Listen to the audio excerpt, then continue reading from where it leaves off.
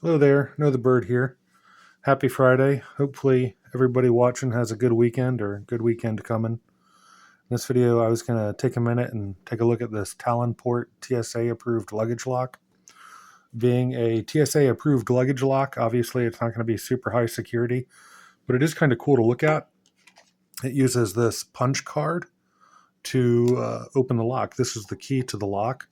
So we have the TSA lock there, but then we also have this little slit right here. We can slide the card in and we just push it and we use that to open the lock.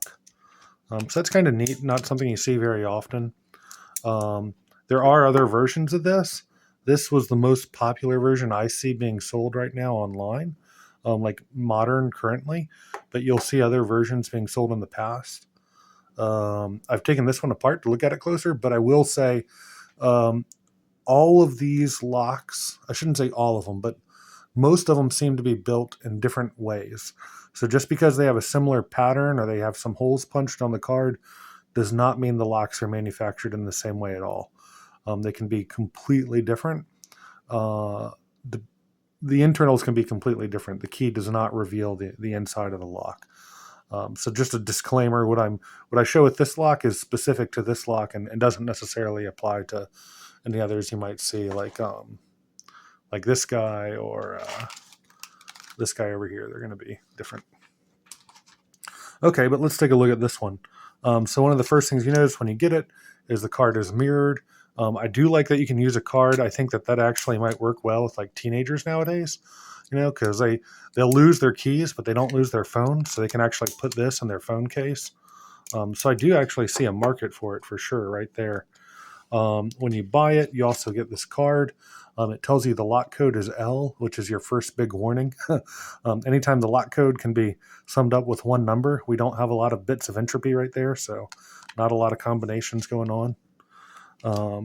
When we take it apart, so you can see what I did here is I just drilled out 3 holes on the front here. Just drilled out 3 holes. So right here we have we've got our little TSA wafer lock. This is one of the issues with TSA locks, is that when you do something like this, people can always take apart the locks and use them to decode the key. But we're not going to talk about TSA locks today. We're going to look at this part. So this is the internals, and so what you would have is this sitting right here on the left side. And I may have lost the spring to push up on this bolt, and I may not have the springs perfectly aligned, so correct me if I got those wrong. But here you can see the general operation of it. So when this is pushed down, the bolt can come up, and to push this down, we need to push this sort of plastic frame down. To push this plastic frame down, there's 2 things that need to happen. We need to move this little arm right here out of the way, and then these keys need to be at the right height so that this can slide forward. And when all that happens, you can lift that like so. Sorry, that's not perfectly in focus. This thing will fall apart on me. So what you've got here is you got these little keys right here on the right side. There's only 3 of them. And from what I can tell is it's not the size of this notch, and it's not necessarily the size of the back either. It's the angle that this meets this back piece. So let me go ahead and pull one out if I can real quick. I'll just grab one of these. There we go. So I believe the way that these are coded is the angle between this portion and this portion right here. Now there's only 3 of them, and looking online, you can order replacement keys. All you need to know is A through Z, so that's 26 letters. And also if we do 3 to the 3rd power, so that's 3, 3, 27 possible combinations there. So it's probably what it is there's 3 different angles, 1, 2, or 3 for these little keys. And depending on the order and which one they put in there, 1, 2, or 3, is going to be your letter A through Z for your possible combinations. So if you were really determined, you could probably order replacement keys. They do sell replacement keys for these online. And you could probably use a different email, get yourself 27 emails, and you could probably get yourself all 26 keys for this lock. So not a lot of entropy there. As far as I can tell, we're only using those front holes are only seem to be in play. It doesn't look to me like the back holes are even in play at all. I could be missing something there, but I don't see it. It just doesn't seem to make a difference looking on the other side either.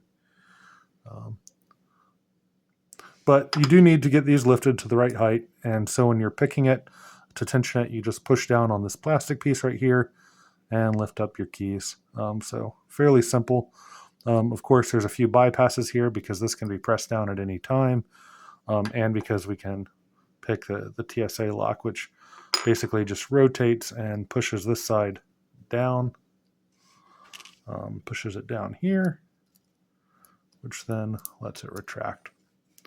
So that's the basics of the insides of it. I thought that was kind of neat to see. And it's not hard to open. We can open it a few ways. So this will be the quick part. You can see I did scratch it up a teeny bit doing this a few times now, but you can just reach in the side there and push it in. So there's your first little bypass. This little wafer lock rakes open real easy. So not too bad. And then to tension it, what you want to do is you want to slide this in, and I come down on the side and I push to the left. And you want to know, you'll know if you're in the right spot because you pull up, you'll hear that little click. Oops, excuse me. So I'm just going to come to the side and sort of scoot it over. I do press down pretty hard on this. It's not light tension. And then I've got this little gentle reach coming in along the bottom and just sort of lifting. And bam, we got an open. I think there's probably a lot of different ways you could look at tensioning this and adjusting these pins. I think it's going to be whatever's most comfortable for you. You could probably make a nice little pick to sort of put leverage down on the whole base of that. If you wanted, if you could make something out of maybe like feeler gauge or some like aluminum business card, you could probably give you something that would give you real nice tension on there. But that's it. I thought it was kind of a neat little lock, something a little different. I've got a few other punch card locks that I got in the mail that I'm going to be taking a look at. This is the only one I'm willing to cut up, though. So that was the only one we're going to get to gut. But hopefully I'll have some videos on some other ones here for you shortly. All right, y'all. Hope you have a good weekend and take care. All right, take it easy. See ya.